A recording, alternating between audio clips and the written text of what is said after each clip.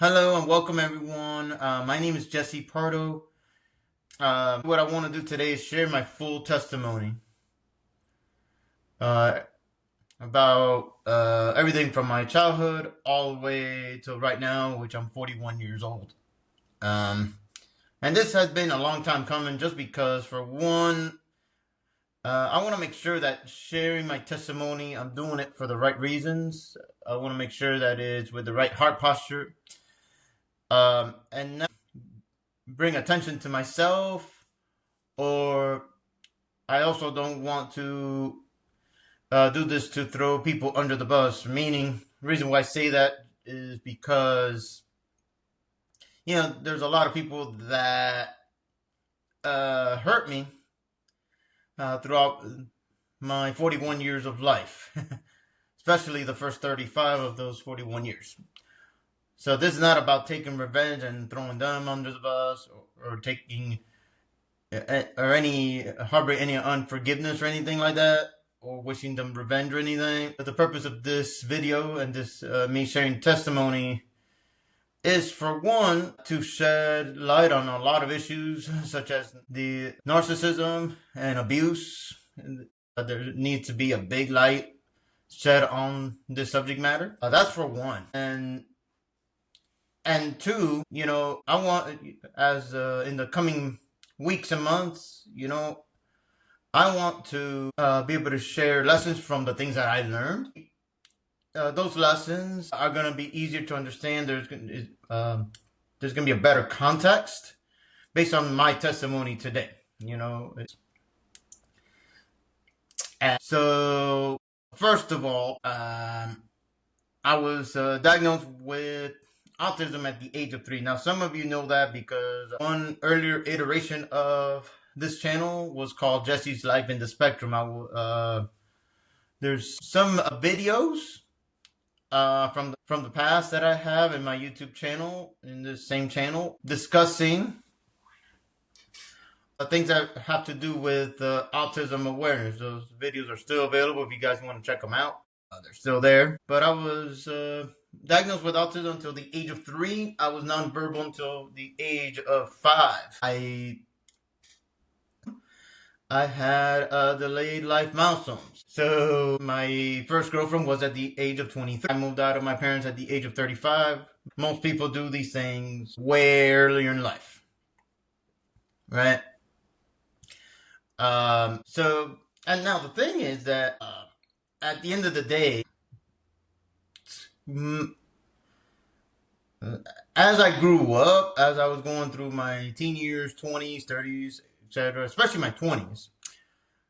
Now, one of the things that I want to start by mentioning is, before I get started with the actual testimony itself, one of the main reasons why I went through the things that I went through, it's not because I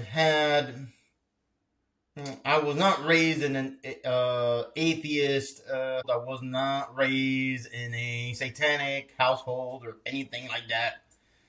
I was raised in a quote-unquote Christian household, or at least I thought it was a Christian household. Until I learned that it was not. I'll explain what I mean by that. So I was raised around church. My grandma would take me to church, and I accepted the Lord Jesus at the age of 12. So at that point, by accepting the Lord Jesus at the age of 12, I was basically guaranteeing myself eternal life. So that was secure at that moment, which is great. Now, with that being said, very important to understand, just because you accept Jesus as your Lord and Savior, that doesn't mean that you're not going to go through trials and tribulations here on earth. But as I went into high school, I remember that I started noticing girls and all these other things were starting to happen, right? And what was happening at the time, I was pretty much a good kid growing up. I didn't do drugs or smoke or anything like that, or drink alcohol underage or any of that stuff. I was a pretty good kid, stayed at home, all of that. But as I grew up in the teen years, I started noticing that I wasn't very popular with the girls. It just wasn't happening. And then there was this particular girl that I had a crush on. I asked her out. She said no. Think I may have asked her out a couple of other times. Maybe she said no a couple more times, whatever. But then it turns out that she starts dating this guy that goes to the same church as I do, but this other guy, he's living like the people from the world. He doesn't act like someone that goes to church. He's like drinking, listening to music with foul language in it, and I'm like, what the hell is this? This is so unfair. And this is me at age 15, 14,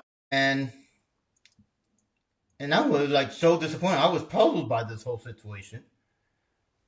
And then as time grew on, I started approaching other girls. Maybe they noticed something in me that was off. I don't know. And they rejected me, whatever. I went through that situation a whole lot. And, repeatedly through my high school career. And what I concluded at the time, why on earth should why should I be doing this? Why should I be in the church, going to church and doing this thing on Sundays? When, first of all, this is not working for my life right now. I'm not getting what I would think would be the benefits of being a Christian. I'm one of the good guys, and look what I get. The other thing that was going on, and this I wasn't keenly aware at the time. The next thing was I would see my grandma would take me to church. We would do the Sunday service and all of that. But then what would happen is when we finished going to church and doing all the church stuff and all of that, we would go back home. And when we would go back home, if I remember correctly, it was my grandpa waiting for us at home. Or maybe I should clarify. So, I lived with my mom and my dad. That's who raised me. But on Sundays, my grandma's who took me to church. So the primary person that took me to church was grandma. And then my dad sometimes went to church. My mom never went. But my dad's excuse for not going to church at the time, as I understand it, is he had to work. And my mom, same excuse, But that was that. So my grandma was in charge of my, I guess, quote unquote, let's just call it religious upbringing. By the way, to be fair, my grandma was, may she rest in peace, a great woman of God. She's if heaven has a VIP section, she's definitely there. She was a great woman of God. But what happened was that my grandma would take me to church on Sundays, and then what would happen is we would go back home to her apartment, and then here's my grandpa mistreating her, treating her like garbage, calling her names, and I thought this was normal. My grandpa always had a temper. And then when I went back home to my mom and my dad always mistreated my mom 100% of the time.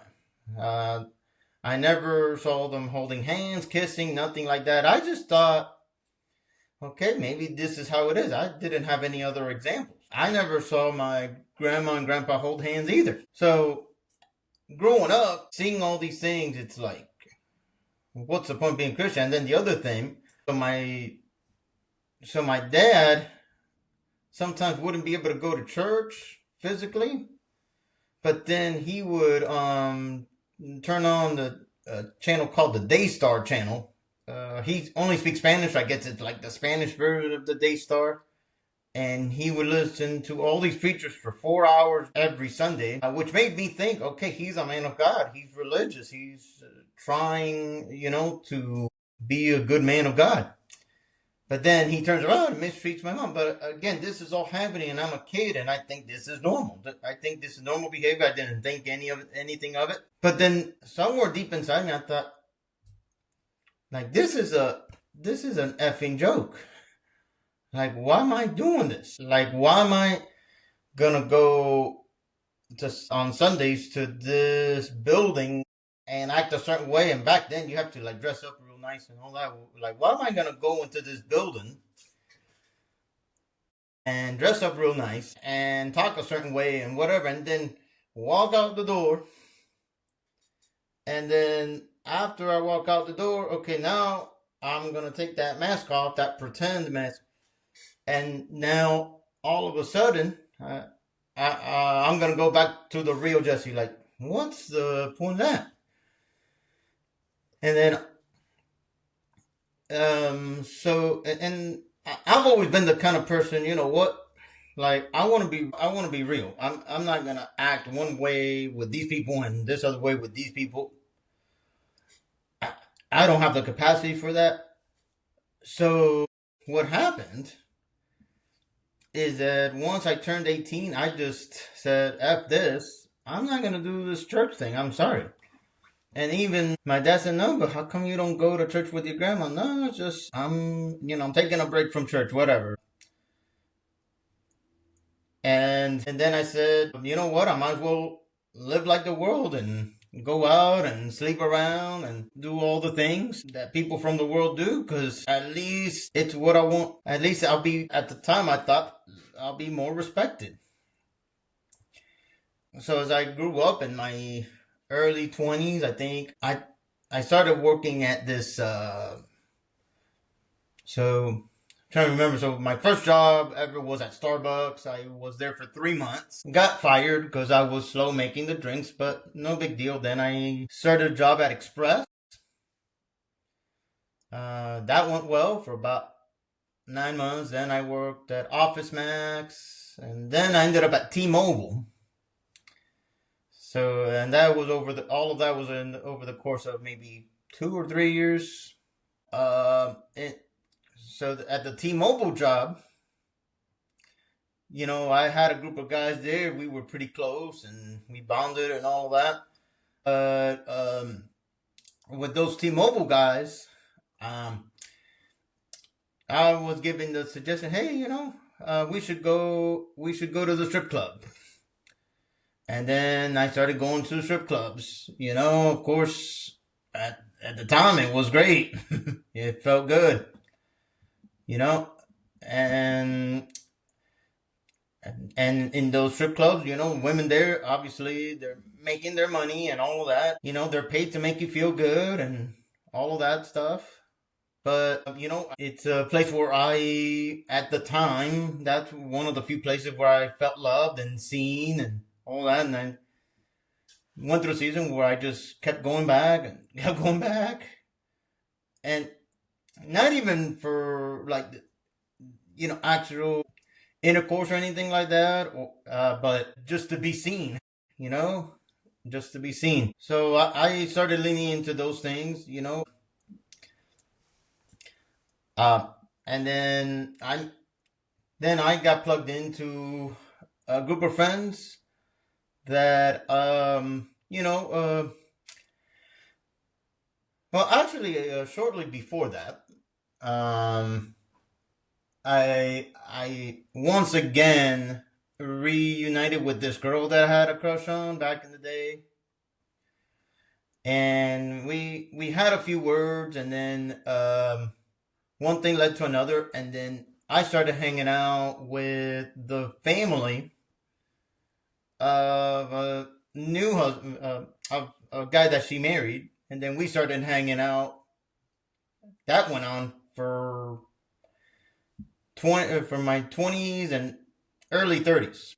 And great family, now secular. These guys they're not people of faith, but great family, nice people, But it was a lot of drinking and partying, going to clubs, And then again, sometimes we also went to strip clubs, the guys and all that. So then as I started hanging out with those guys, they showed me around. They would, well, this family that I'm talking about, they had money. They had a lot of money. And we would go to places like South America. We would go to the best resorts in different parts of the country. And now, in my particular case, I wasn't making all this money to be able to afford all these things. So what did I do? I got into a bunch of credit card debt. And I justified it because, hey, I was trying to escape what was going on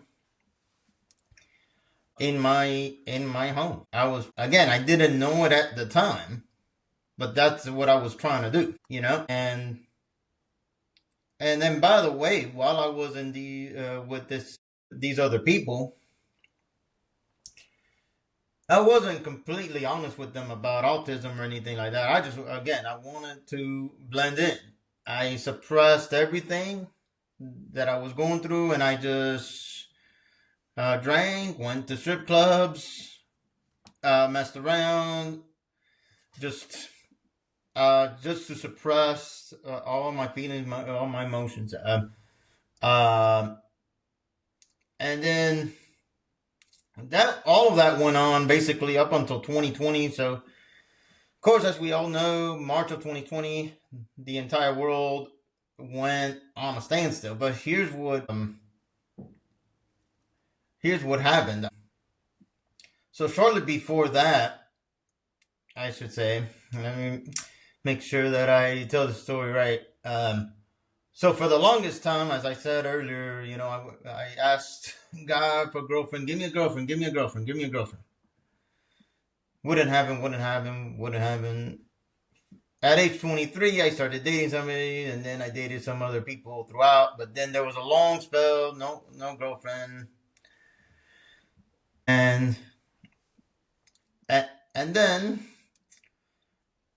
after begging God for a girlfriend for a very long time, God said, all right, you know what? Here you go. Have your girlfriend. Have it your way. Yeah.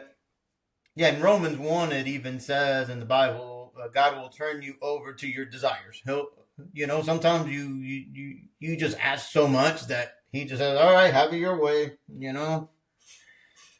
So that's what happened to me. I started dating this girl at work, and honestly, I thought, all right, finally have a girlfriend.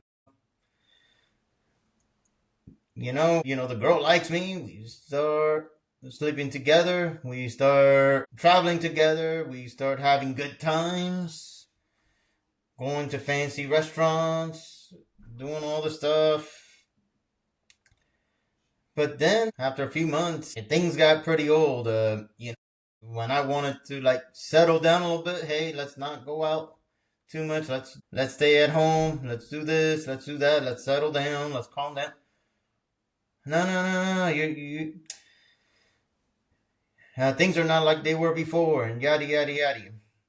And then one thing led to another, and then, of course, I won't say any names. I don't want to throw anyone under the bus or embarrass anyone. Pretty much, there was a point in time that I do remember that she was on birth control, or she had an IUD, and what she was threatening is, okay, if you don't do this, I'm gonna take off the IUD. And when she said that, I was like, you know what? I do not need to have a baby by mistake with this woman. I don't want to deal with that situation. So as of a moment, I broke up with her because I wasn't going to play around with that. That's one thing that I always, that I, even growing up, even in my 20s, I'm like, I do not want to have a baby by mistake. If I want to have a baby, it has to be a planned situation. Growing up in my 30s, that's why, for the most part, I didn't sleep around randomly, because I knew, if you have a kid with the wrong girl, then that changes your whole life. I always knew that. Even Not because I was a Christian or because of anything. It's just I did not want to have an unwanted, unexpected kid. So when she said that, I was like, that's it, bro. Like I'm done.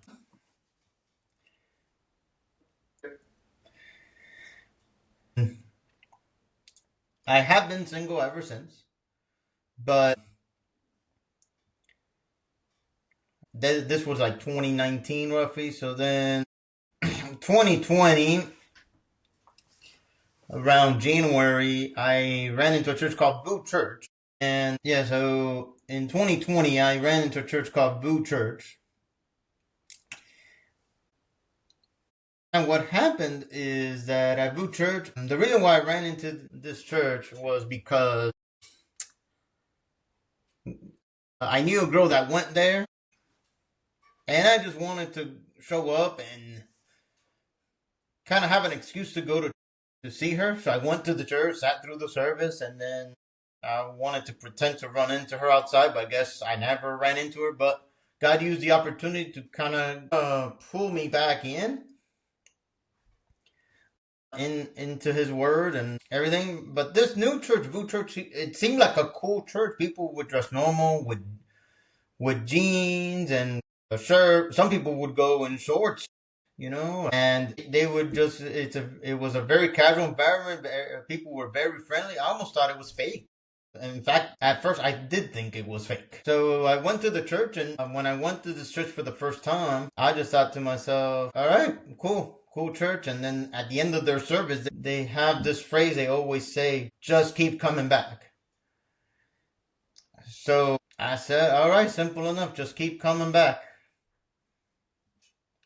So I did that a few times. This was January all the way to March. Then in March, the whole world shut down, as we all know. And then I was very sad because, man, this cool church, finally, I'm at a cool church and now everything is shutting down. So the church went, after the pandemic started, we were not allowed to gather at the physical church because that church would use a school to gather and the schools would be shut down. So we had to start gathering online. And then after a while, I saw yet another girl that I liked, and then I ran into an old friend that I knew from high school, and she was part of a small group. They would call them crews, kind of like a work crew, but for small gatherings. And then we would meet via Zoom. And she told me about this. I saw kind of like a Facebook post or Instagram post that they were doing these meetups. So I said, all right, I'll join one of those Zoom calls.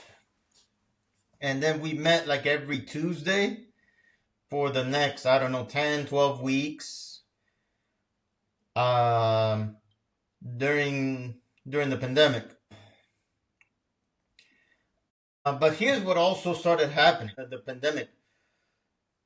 So during the pandemic, what it forced me to do is it forced me to literally face the reality of what is and was going on or has been going on in my home for the last 30 plus years.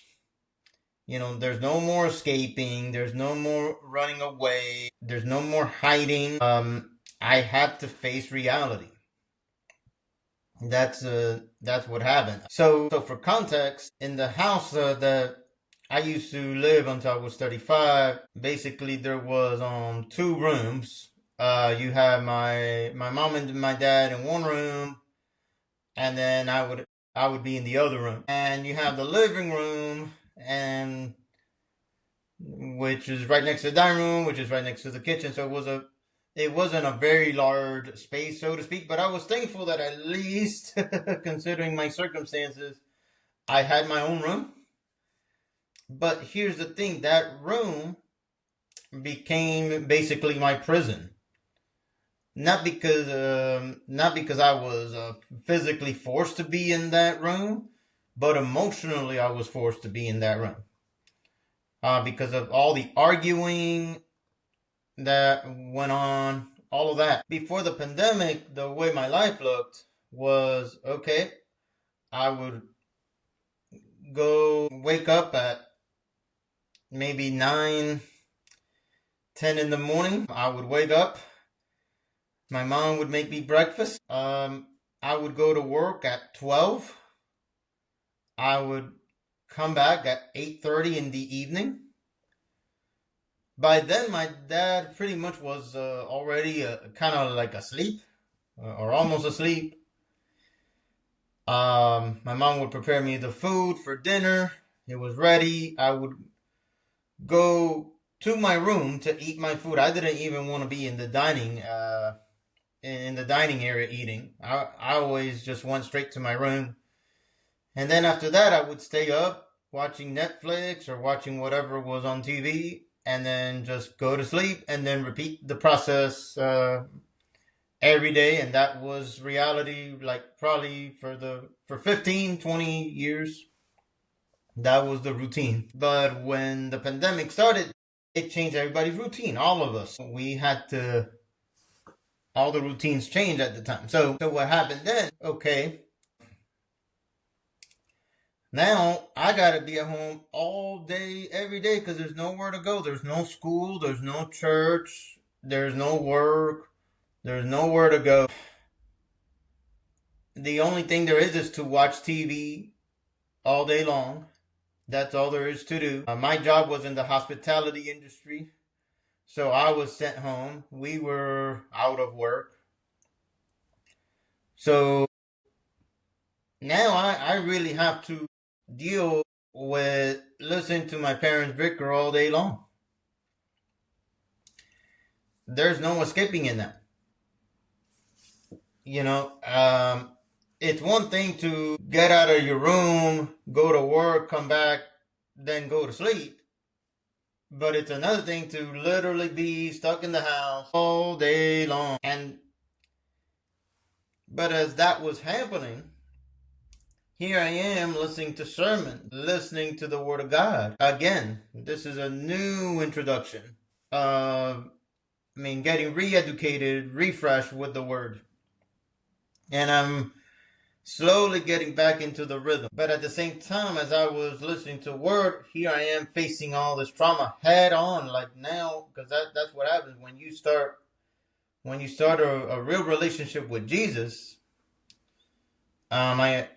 What happens is he starts, if there is such a word, unnumbing you. So you're not numb anymore. Now he makes you face the things that you have to face. You have to know what you're dealing with. So he makes you do that. And I had to start realizing this is crap. Like, what the hell have I been doing for 35 years? I've been wasting my whole life here. So here I am living this kind of double life. Here I am locked in my room, listening to Zoom calls and YouTube sermons. I listen to every preacher under the sun, everyone from Mike Todd to Pastor Rich Wilkerson Jr. to Joel Osteen. I would spend 7-8 hours a day listening to sermons because that would be my only escape. But still, I heard the dysfunction outside. And then also when there was not dysfunction outside, my parents would love to listen to these stupid shows that is kind of like the Spanish version of Judge Judy. And it's like all these people bringing to the judge all these problems that they have. And it would be like, apparently there's like a channel on TV that shows these episodes like 8 hours a day. And it's like, this got really irritating. And here I am listening to all this dysfunction. Like, here I have our own problems at home, and on top of that, here I am listening to other people's problems. But in any case, on January 10, 2021, I got baptized. I got baptized at the zoo.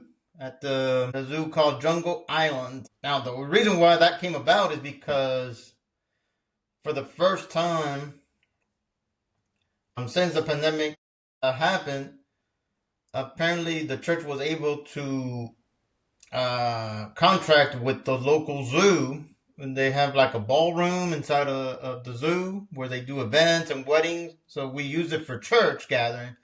But then after the service, we did. I went and did the baptism. So it was pretty cool. I'm not sure how many people that have been baptized at the zoo, but I guess I'm one of those people. And then shortly thereafter, the pandemic restrictions started getting less strict. They started doing in-person gatherings again. They started opening the church. And then I started seeing one-on-one, started seeing for the first time how husbands really treat their wives for the first time in 35 years. Like, a real husband, how they treat a spouse for the first, like, I'm like, wow, what is this? Like, this was very foreign to me, and it was great. I loved to see it, but as much as I enjoyed seeing that, I'm like, why was I not shown this when I was growing up? And the ironic thing is that if you ask my parents, yes, are they Christians? Yeah, they are. Yeah, they're Christian. What are you talking about? This is not Christianity. This is a joke. But anyway, I started realizing that as much as I enjoyed seeing my parents, as much as I enjoyed seeing all these people from the church treat each other well, with love, with respect, I was in awe of that.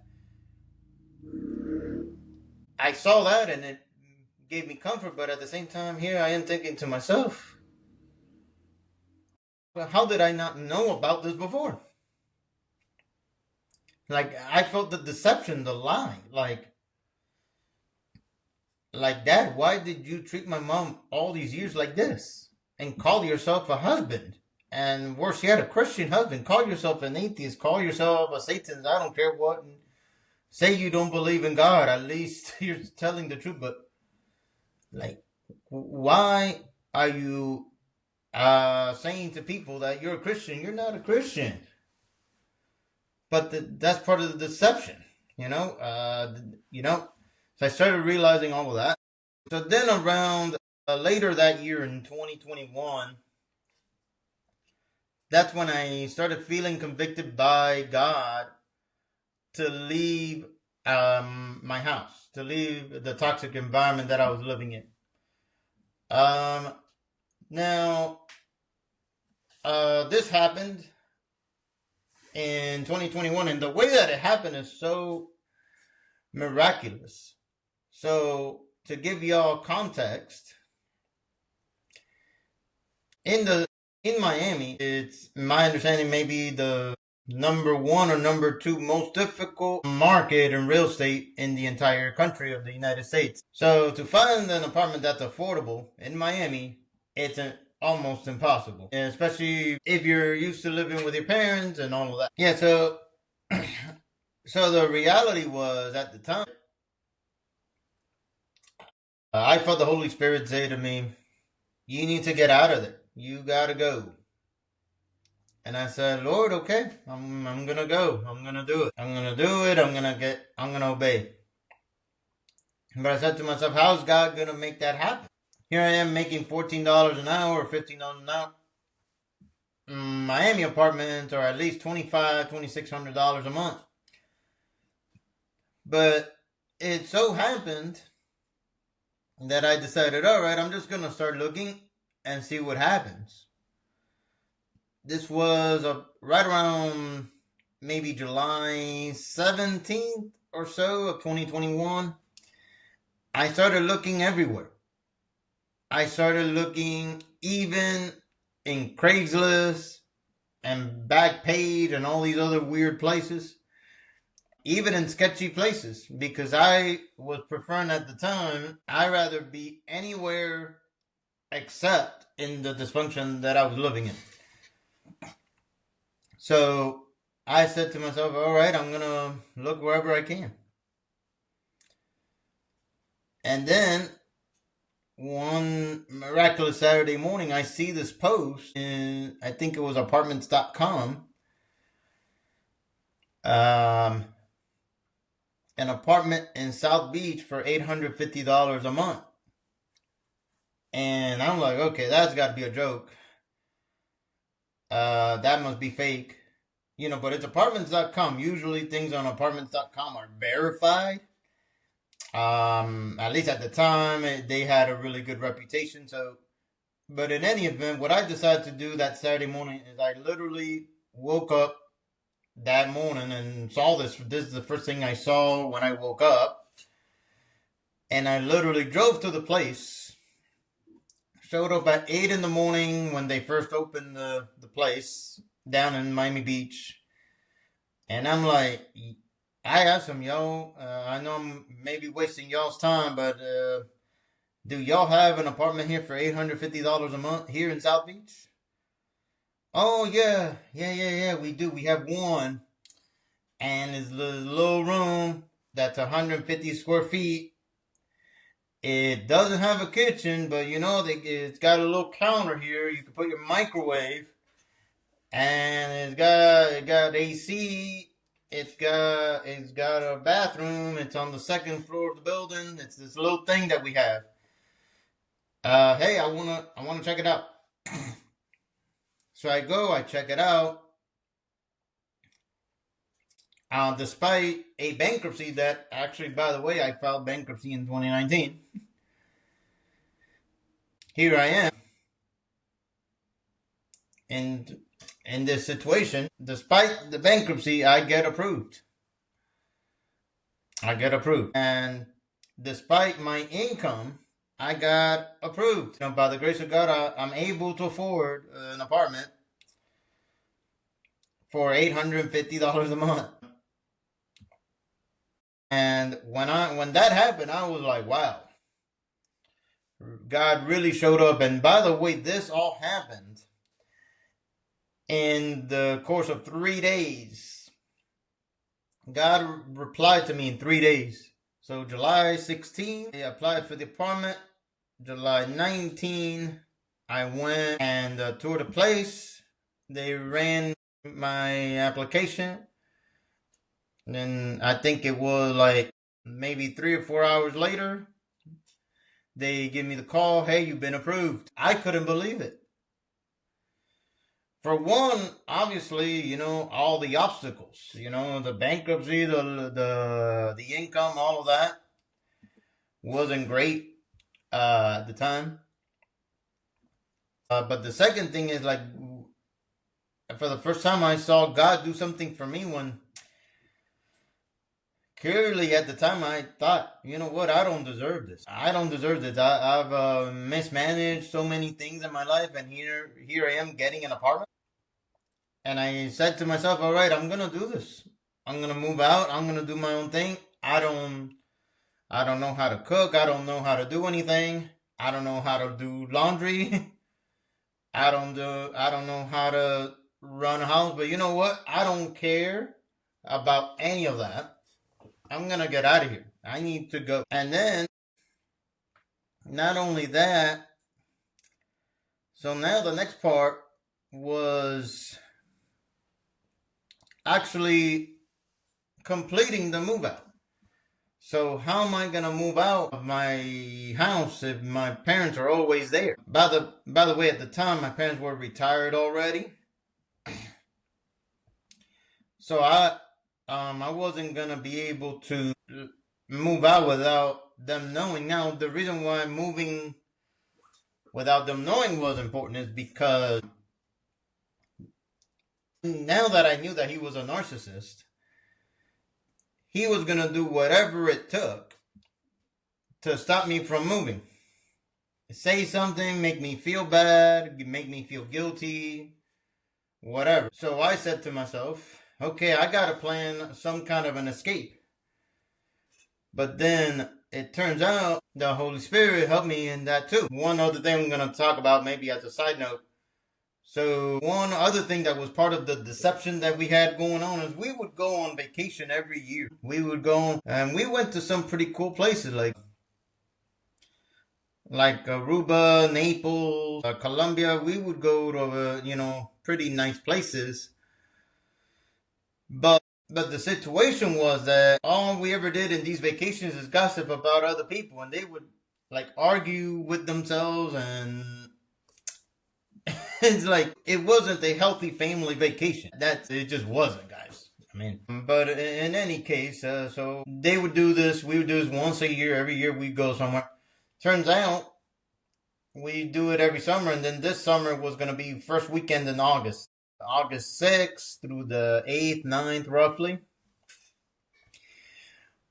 And when they plan their vacation like that, I'm like, you know what? Here's how I'm going to plan my escape. My escape is going to be, okay, I'm, Mom, Dad, you know what? I can't go with y'all to the vacation because, this year my job didn't give me the days off. I got to do this thing at work. So I cannot go with y'all to the vacation. So then I used that opportunity on the days that they actually went to the vacation. And I moved all of my stuff out in 2 or 3 days. I made multiple trips from my old place to my new apartment while they were gone. And by the time they came back, my room was for the most part empty except furniture. And if you're wondering how I got furniture, hey, some people donated, some people gave me money to go to IKEA and buy furniture. People were very generous at the time. It was great.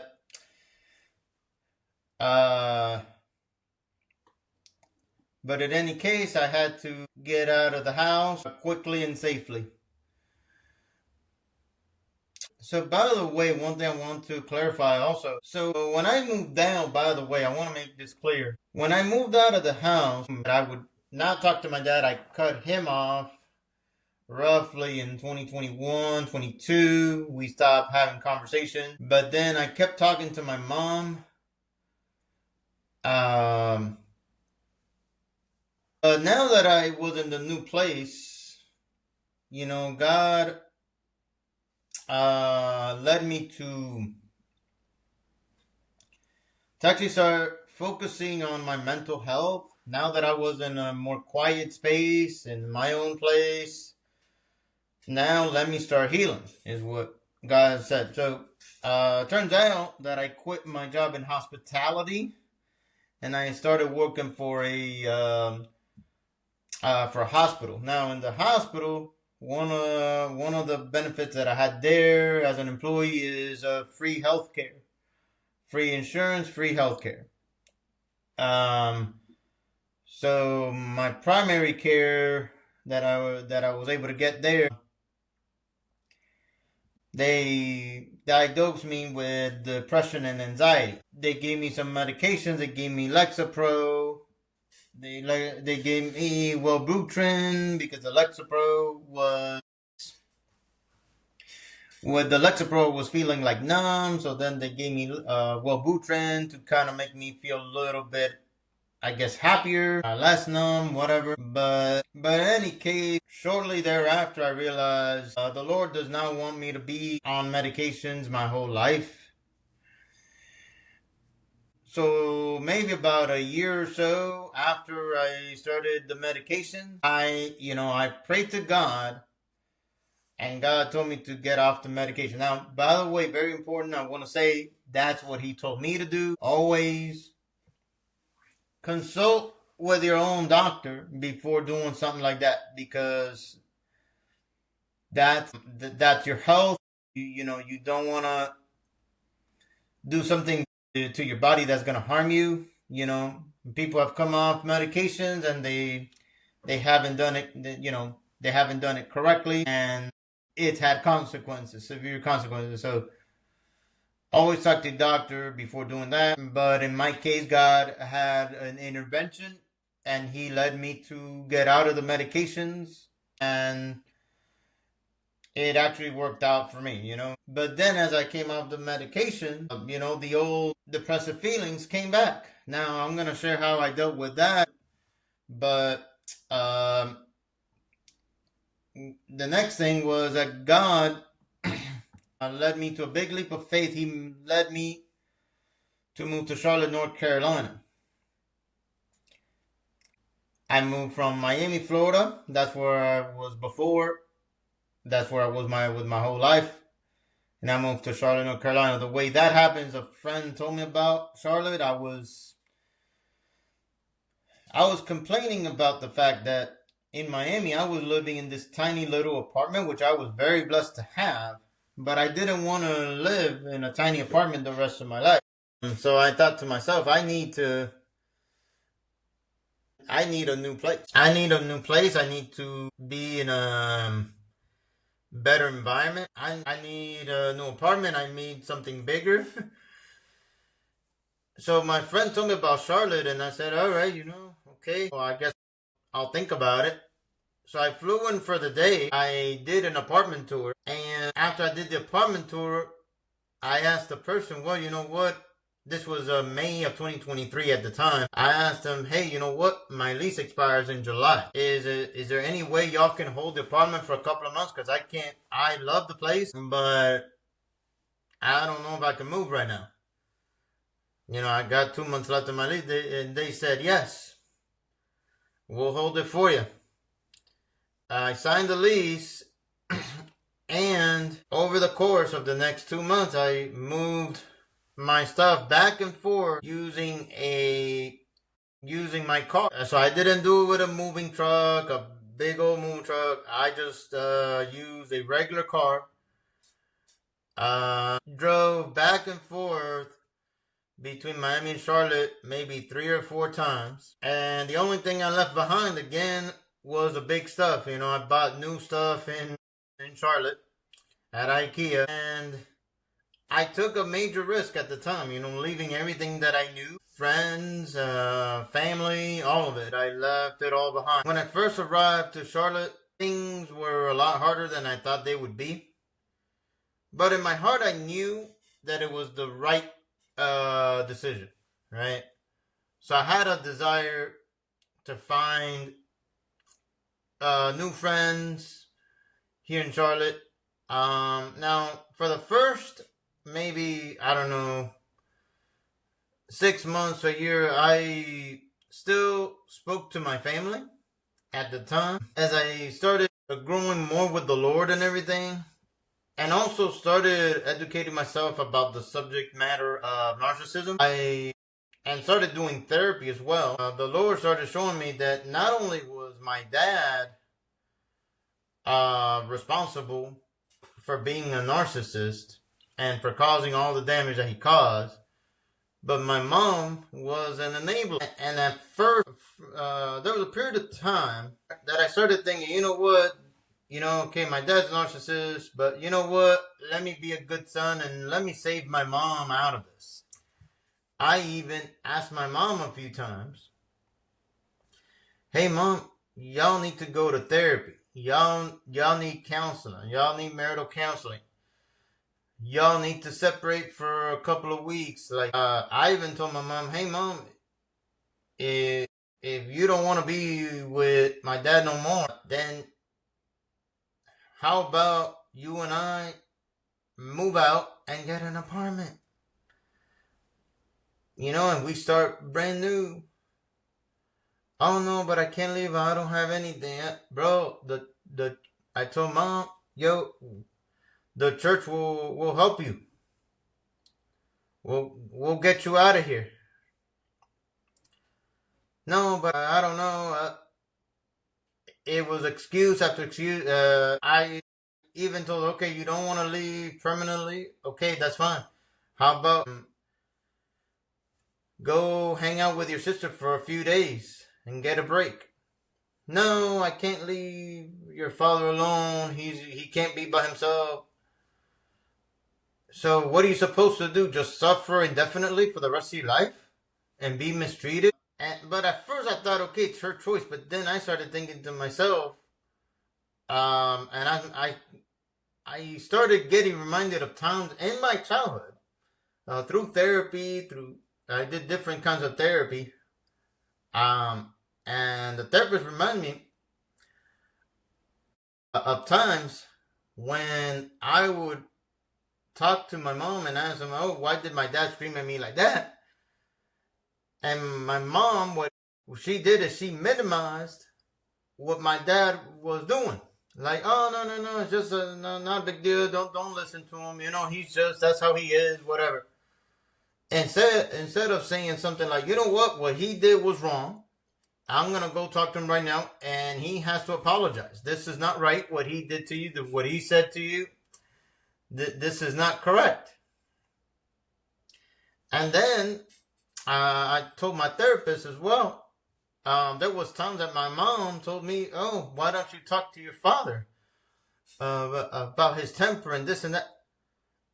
At first, before, me coming to Christ and everything, I thought to myself, well, maybe I should talk to him and see if he, my mom would say stuff like, well, you're his son, he'll listen to you more. But once I told that to my therapist, and once I told that to some people that I was close with, they told me, bro, that's not your job. The job, it's your job, Mom, to go talk to him. And if you can't talk to him, you need to get a divorce, or you need to separate. You got to do something. It's not my job to play your part. That's not my responsibility. That's you. Don't tell me to do what you need to do. That's your job. But that's what she would do. She would defend them over everything. So the therapist literally started showing me that. I was like, wow, this is nuts. I went from talking to my mom twice a week to once a week to twice a month to once a month, and then eventually I had to stop the communication because I realized that when I would share something with my mom, she would tell my dad. And I found out she would tell the things that I would share with her.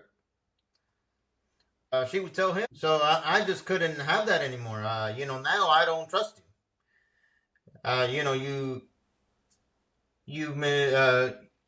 You did not care for my soul growing up. And now when I'm bringing this up to you, you're gaslighting. Yeah, so one day the Lord basically said to me, okay, you need to take a break from talking to your parents. So this will conclude part 1 of my testimony. So I'm going to be, in part 2, I'm going to discuss my experience now that I live in Charlotte, North Carolina, and what God has done in my life ever since I arrived here in Charlotte, North Carolina, the trials, the tribulations, the things that I've learned, and how God ultimately, delivered me from autism, anxiety, depression, and ultimately narcissism in my family line. Thank you guys so much, and you guys have a blessed night.